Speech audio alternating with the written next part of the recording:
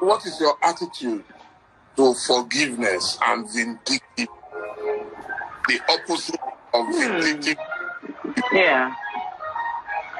A man I love and respect always talk to me about forgiveness, and I've come to realize that forgiveness is not about the next person. I know that. I know forgiveness is not about the next person, but how the explanation I got recently, it wowed me. It says that I'm forgiving you not because you have to be forgiven. I'm forgiving you because I do not want to put myself in a place of stagnation when it comes to growth. I don't want to put myself in a place of stagnation when it comes to love. I don't want to put myself in a place of worship when it comes to progressing. I don't want to put myself in a place of stagnation when it comes to my career, because forgiveness is a whole lot. It's a whole lot. And I only just realized that the Bible says that if we do not forgive, God cannot forgive us. All these things are in the Bible and it's there, but it never really made an impact to me until someone really explained it. So for today, I'll tell you that forgiveness is something that, for me, it comes really easy. I forgive a lot, but I just don't like to get provoked with things that you do after it over and over again. But I think forgiveness is an essential thing for one's growth. And like I said, forgiveness is not all about the other person, it's for you. Is there anyone you won't forgive in your life? Is there anyone? As at the moment, there is nobody I have not forgiven. There's nobody at this moment. What's today's date now? So I think we're in 26th July 2020. At today, there's nobody that I hold a grudge on. But there are people who I have forgiven, but I would never have a relationship with again. Sorry? As a young's dad, everything is fine. Oh, yes, especially him. I forgive him and wish him the best. For my son's sake, I do. Of course. Why not? Why not? Fantastic. Yeah. Fantastic. I said, in those days, did you reject any role in a movie? That, oh, no, I don't want this. Yes, I did. Why? I was one artist who didn't like stereotype. I didn't like to be stereotyped.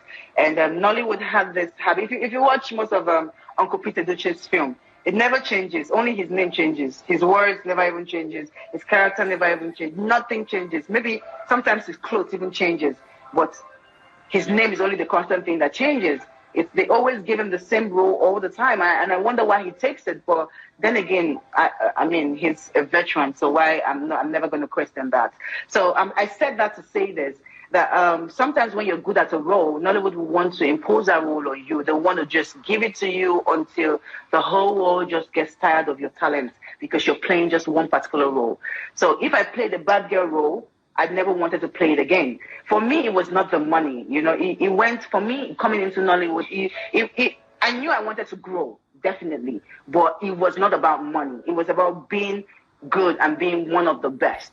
Being an unforgettable talent, not just being a talent. You and I got a bit closer, I think it was sometime last year when you got in Dubai. A lot of people called me secretly, privately, oh, Tonto is in trouble, Tonto is this. Mm-hmm. And when they caught her with drugs. And they contacted you and you told them, I could out about it. So, but what really happened? Tell us. Oh, okay. No, it was far from it. It was not drugs, because if they did, of course, definitely I would be in jail, So no, it had nothing to do with drugs. It had nothing to do with alcohol even.